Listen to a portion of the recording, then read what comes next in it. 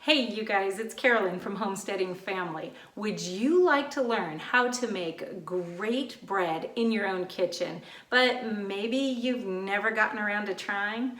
Or more likely, you've given it a try, but found out that you had really inconsistent results?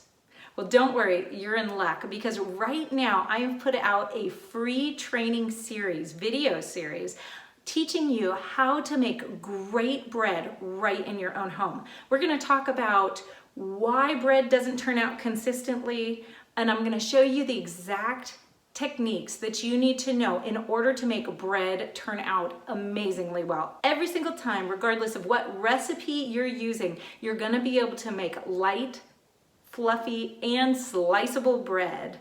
Now, I know these techniques work because I've been able to teach them to thousands of people here online, and they have worked out great for them. They've been able to go and make great bread absolutely consistently after they've gotten this training. Follow the link in the description and join me for this free training. Now, it's absolutely free, no credit card required. All you need is your email.